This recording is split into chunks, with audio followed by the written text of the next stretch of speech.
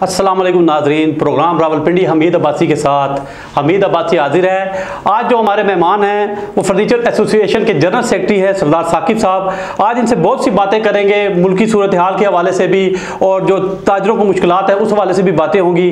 जी सरदार साहब, आपका बहुत शुक्रिया कि आप हमारे स्टूडियो में आए, हमें अपना कीमती टाइम आपने दिया। सरदार साहब, 29 सितंबर को FBR के बाहर आपने एक घेराव किया, क्या आपके मुतालबात पूरे हुए या वो वैसे ही घेराव नाकाम गया? बहुत शुक्रिया हमीद भाई साहब, मैं आपका बड़ा मशकूर हूँ कि आपने अपने स्टूडियो में मुझे दावत दी और अपने ख्यालात का इज़हार करने का मौका दिया। ये बड़ा अच्छा प्लेटफॉर्म आपने बनाया है। असकार बहुत अच्छी अखबार बहुत अरसे से चल रही है और अब ये एक यूट्यूब चैनल। हमीद भाई साहब, हमने आल पाकिस्तान अंजुमन ताजरान और पाकिस्तान फर्नीचर एसोसिएशन के प्लेटफॉर्म से ये 29 सितंबर की डेट हमने FBR को दी थी। उसमें हमने हमारी जो बेसिक जो चीज़ें हैं वो हमारी है GST। अब मैं आपको पहले GST का खुलासा बताता जाऊं कि GST आखिर है क्या, वो हम छोटे कारोबारी और कॉटेज इंडस्ट्री के लोगों पे लगती भी है या नहीं। देखें, GST का जो एक्ट बना वो 1990 में बना। जो सेल्स टैक्स एक्ट है हमारे आइन में और कानून में वो चीज़ मौजूद है।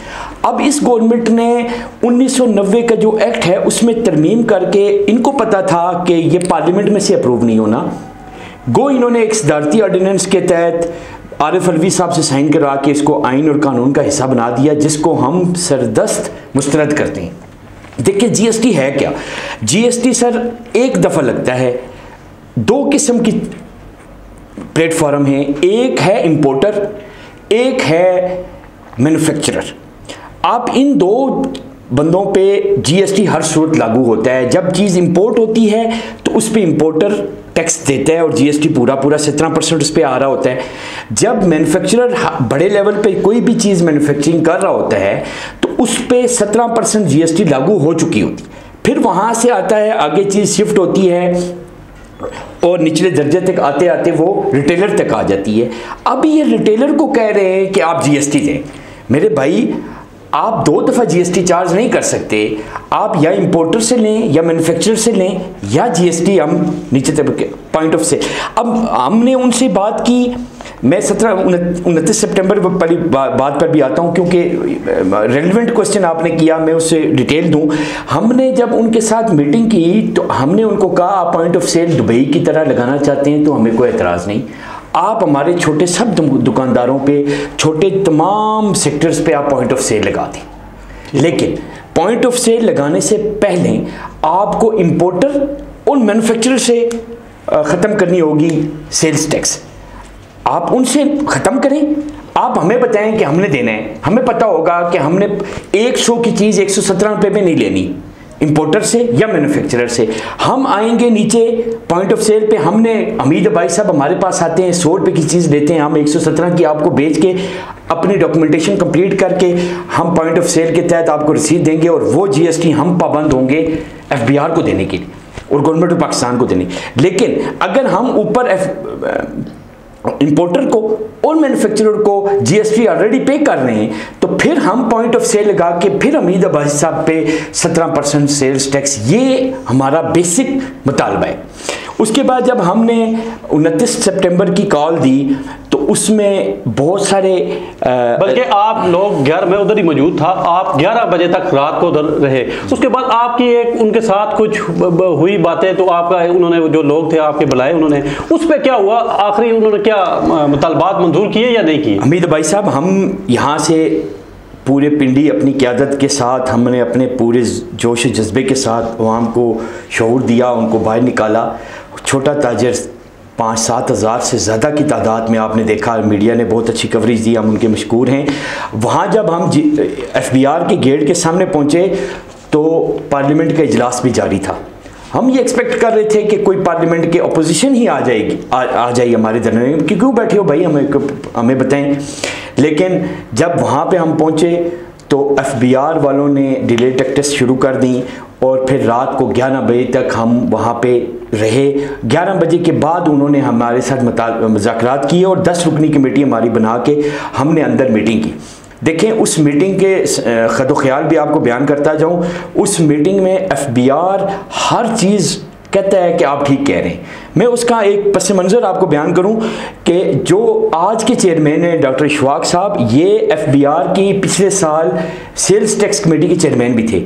इनके साथ हमारी बिल मुशाफा उस वक़्त मुलाकात हुई तो इन्होंने कहा कि आप बिल्कुल सही कह रहे हैं, आपके मुतालबात 1000 और 2000 स्क्वायर फुट जो फर्नीचर का प्रॉब्लम है, ये आपकी राय बिल्कुल ठीक है। मैं इसको इस जो कैटेगराइजेशन है कि 1000 फुट, 2000 फुट, 3000 फुट, हमने कहा इसमें से निकालें हमें आप जो जिस पे बनता है, जिसका टर्नओवर 1 लाख रुपए बिल, जो हमारा आइन और कानून कहता है कि 1 लाख रुपए जिसका पर मंथ बिल है, मतलब 12 लाख रुपया पर मंथ बिजली का बिल हो, उस पर GST बनता है। ठीक, ये हमारे आइन और कानून की और 1990 के एक्ट के मुताबिक भी यही चीज़ है।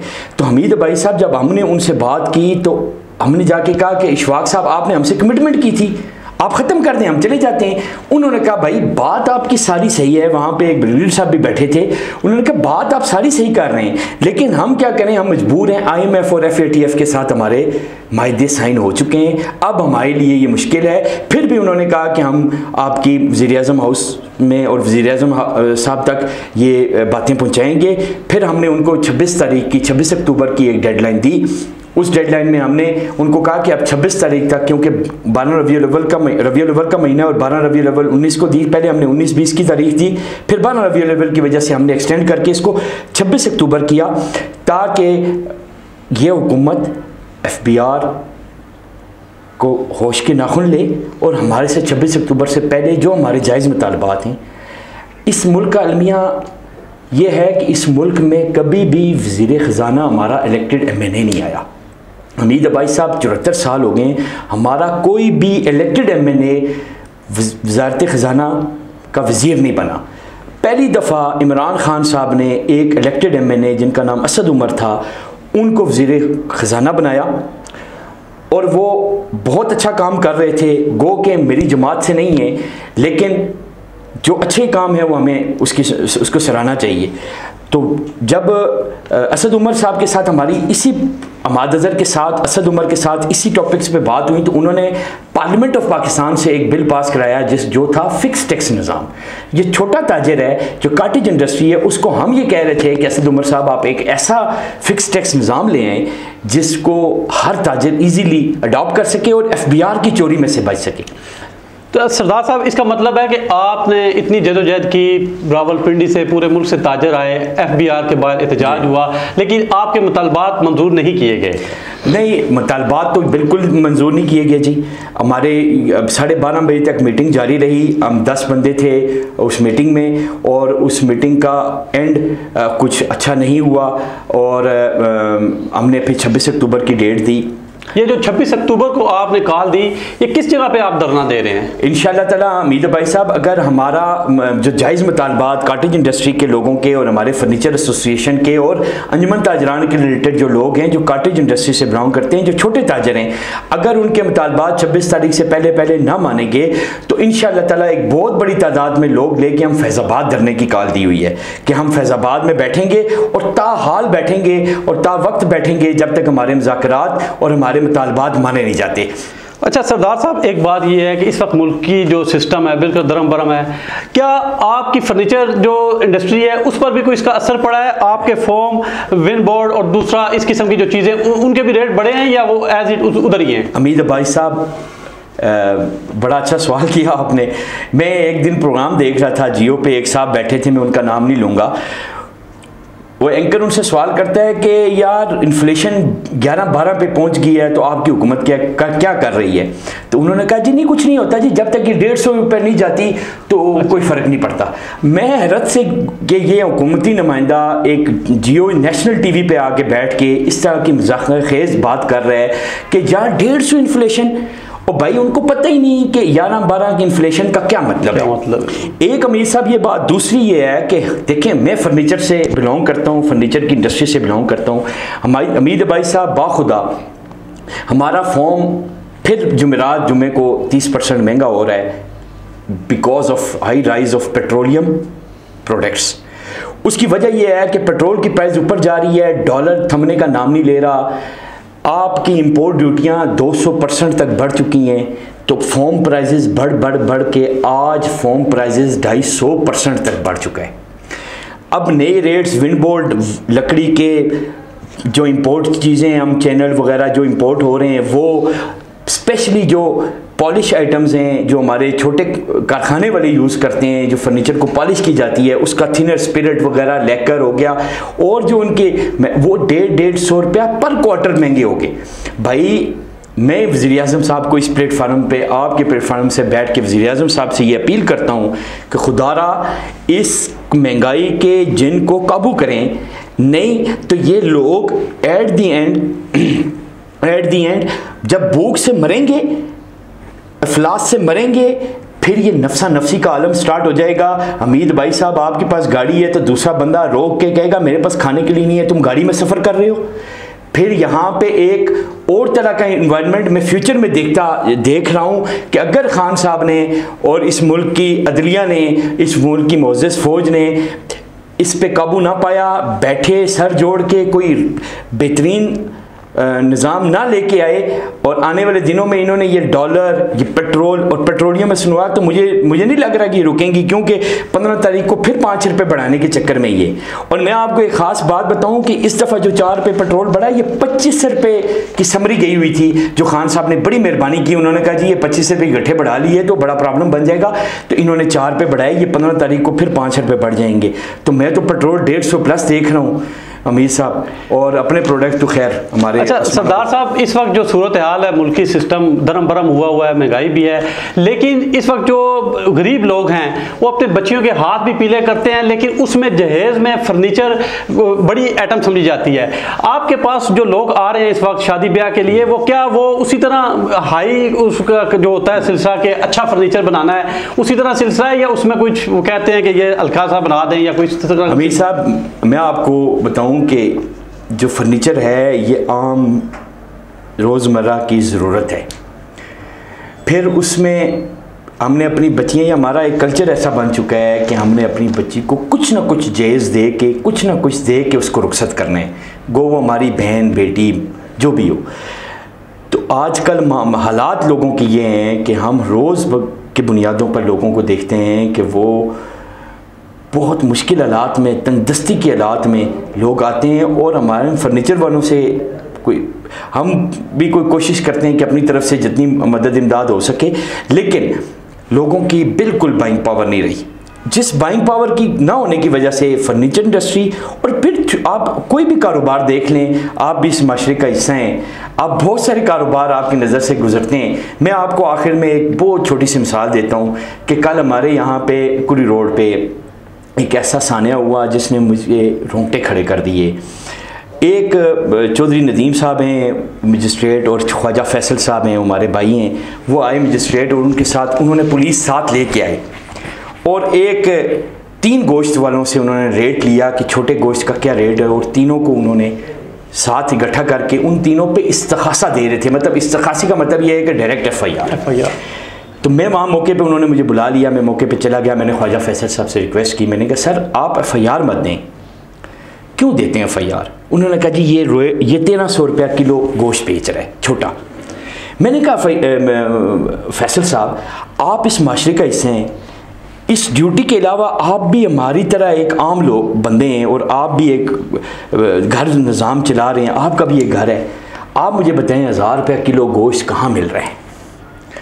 जब कमेले का रेट 1230 रुपये कमेले से यहाँ पहुँच पड़ता है, तो ये बेचारा 1230 रुपये किलो गोश्त लेके 1000 कैसे बेचे? नहीं दे सकता। लेकिन उन्होंने कहा क्यों नहीं, DC साहब ने ये कहा कि नहीं जी 1000 रुपये से ऊपर।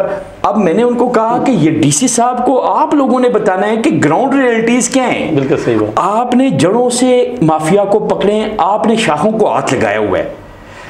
देखें, जड़ों आप कमेले में जाएं, वहाँ अपना बंदा इंडक्ट करें। DC साहब को अगर ज़्यादा प्रॉब्लम है तो कमेले में अपना बंदा इंडक्ट कर दे, और वहाँ पे बंदा देखे कि यहाँ से रोड किस तरह निकल रहा है, और उन लोगों को पकड़े। फिर रेट आगे बराबर होगा। मैं ये महंगाई की से ज़िमनी बात मैंने आपको कह दी, ये एक बहुत बड़ा प्रॉब्लम है। और फिर ऊपर से जुल्म लोगों के साथ ये है कि अगर वो कल इस्तिखासा उन पे हो जाता, अगर मैं ना पहुंचता, वो इस्तिखासा हो जाता तो आज जुडिशल हो जाती, तो 1.5-2 लाख रुपया उस बेचारे गरीब का कहीं से कर्ज उधार करके उसने अपनी जान छुड़ानी थी। तो इसलिए मैं आपके तवस्सुत से हूँ, मैं जनरल सेक्रेटरी फर्नीचर एसोसिएशन का, लेकिन क्योंकि हमारी बरादरी सारी एक है, हम ताजिर हैं और हम ताजिर नुमाइंदे हैं और ताजरों को की रिप्रेजेंटेशन कर रहे हैं, तो आप लोगों की तवस्सुत से मैं हर डीसी साहब को, कमिश्नर साहब को, इन लोगों को कहूँगा कि आप आएँ हमारे साथ, लो लेवल पे बैठें। असल मामलात, असल मुज़ाकरात आप लोगों को हमारे साथ करने चाहिए कि हमारे साथ क्या प्रॉब्लम है, फिर आप उसके ऊपर कोई ना कोई हिसाब बनाएं। अच्छा सरदार साकिब साहब, आखिर में कोई आप हुकूमत को आखिरी 2 जुमलों में कुछ पैगाम देना चाहिए? मैं हमीद भाई साहब सिर्फ़ और सिर्फ इमरान खान साहब से ये कहूँगा कि भाई आप 126 दिन कंटेनर पे चढ़ के ये कहते रहे कि FBR चोर है, FBR चोर है, FBR चोर है। जब हम ये कह रहे हैं कि FBR चोर है और आप हमारे साथ एक मुज़ाकराती टीम बनाएं, अपना एक नुमाइंदा हमें दें और वो हम हमारी बात सुने, आप असद उमर साहब को, हमाद अज़हर साहब को हमारे साथ बिठाएं, हम उनको बताते हैं कि FBR कैसे चोर है। जब आप उस वक़्त चोर चोर कह के उसको ख़त्म करने और ठीक करने की बात करते थे, आज हम आपको कह रहे हैं कि उसको ठीक करो, FBR चोर है, उसको ठीक किया जाए, और आप हमारा साथ नहीं दे रहे। खुदारा इस पर नज़रसानी की जाए। सरदार साहब आपका बहुत शुक्रिया कि आप कीमती टाइम निकाल कर आए। हमीद अब्बासी को दीजिए इजाज़त, इंशाल्लाह अगले प्रोग्राम के साथ फिर हाजिर होंगे। अल्लाह हाफिज़।